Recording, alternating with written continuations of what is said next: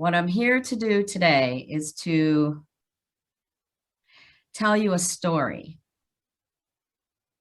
because stories are what I'm going to be doing from now on.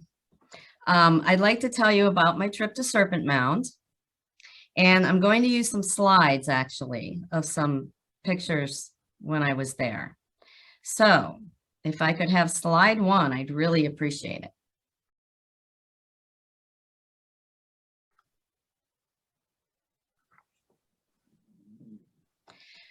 What is Serpent Mound?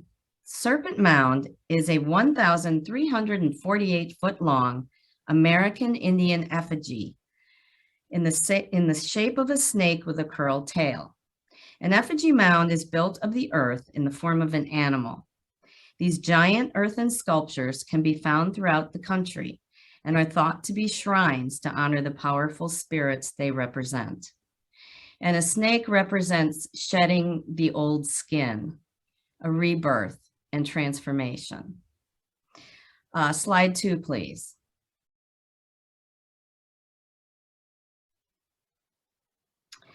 Serpent Mount is a National Historic Landmark, a sacred site, and is currently nominated to be on the World Heritage List. Although no one really knows the age of the mound, radiocarbon dating reveals the mound is over 2,000 years old. Ohio's Serpent Mound doesn't represent just any serpent. It represents the great serpent, the serpent of the Lord of the world below. The giant snake winds back and forth for more than 800 feet with 7 coils. To walk the entire length would be a 2.5-mile journey. And if you could stretch the snake out end to end, it would almost be the length of 4 football fields. The serpent's head has an open mouth that extends around a long, hollow oval shape. Many believe it represents the snake eating an egg. Slide 3, please.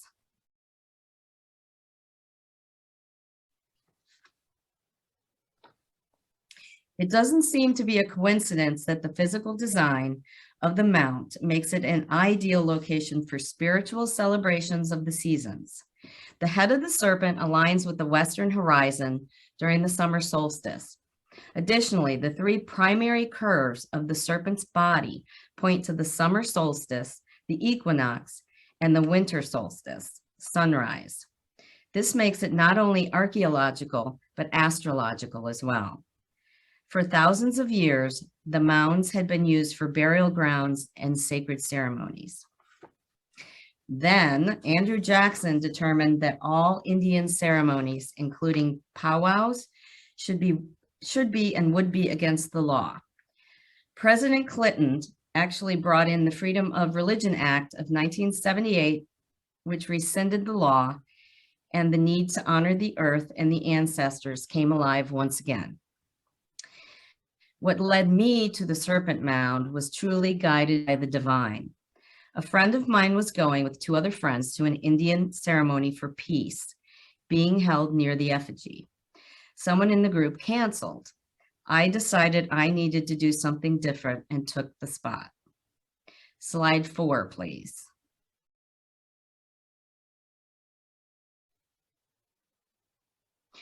What made it such a powerful experience for me was the fact that even though I grew up in the Midwest near Chicago, I had never heard of an effigy. I learned that there were hundreds of Indian effigy grounds built from the earth in the shape of various animals. Late in September 2021, there was such a gathering at the Woodland Altars, a park very close to Serpent Mound. I was lucky enough to attend. American Indians who were there to honor all nations, all races, all star nations. Never had I felt so accepted by a people that included everyone. Slide 5.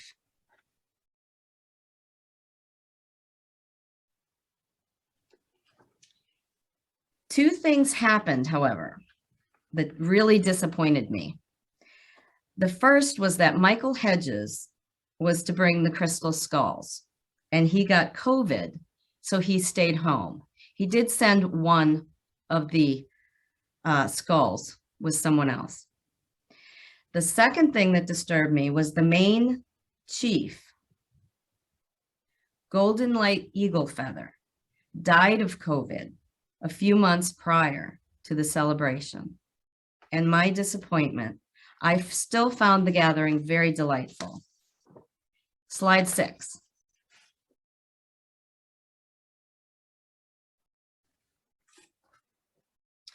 What I didn't expect was how powerful the ceremony would be. There was singing, there was drumming, there was dancing, there were fires, and there was great camaraderie. There was a flag ceremony that honored every nation that everyone participated in. The ceremony honored all peoples, young, old, black, white, red, yellow, gay, straight. Everyone there participated as part of a very inclusive sacred activity, always honoring the ancestors. Slide 7, please.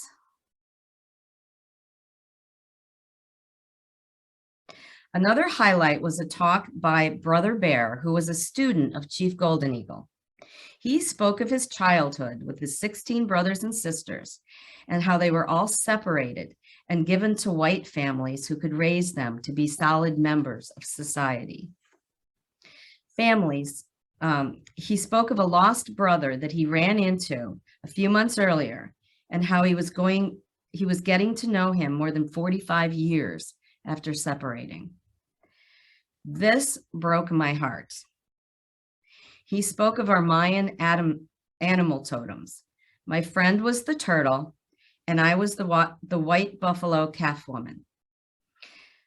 He was finished downloading his books and writing them, 11:11, 12:12, and 13:13.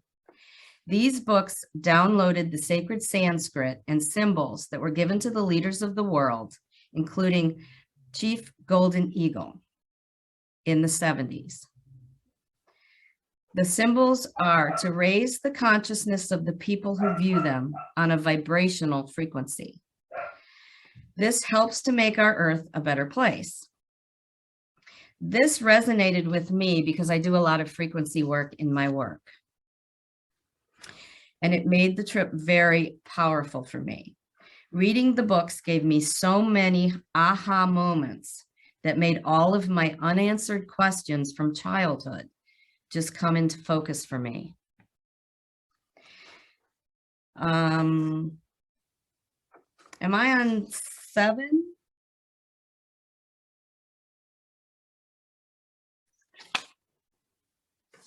I had a bit of a challenging childhood, as most of us here have. No matter how hard it got, I never lost faith because I was visited by spirits since I was 9 years old. I felt the love pouring through this being, a woman with long black hair and no bangs.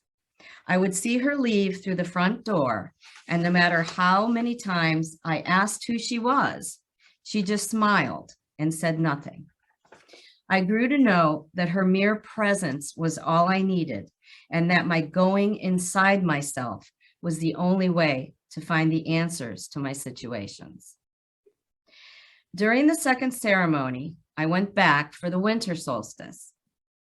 The ceremony at the woodland altars revealed to me during the fire ceremony and the full moon that the woman who visited me to support and love me was my great-grandmother. She is the one who delivered me to my mother, even though she passed away and was not present when I was born. Next slide, please.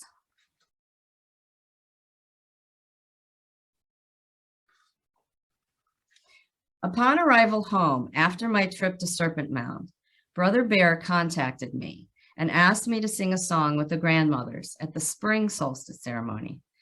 As we all sing, the children give the blankets to the grandmothers. I was instantly nervous about the idea of singing in public, but Brother Bear said the song would be given to me months before so that I would have plenty of time to practice. Slide 9, please.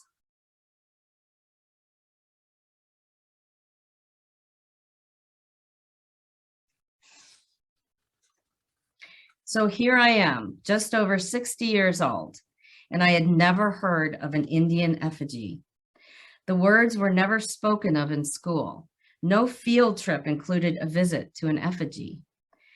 There are over 100 in Ohio alone.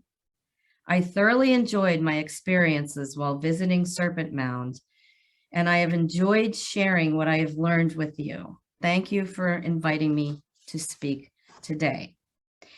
And that is my story. And if anybody has any questions, I'll be happy to answer them.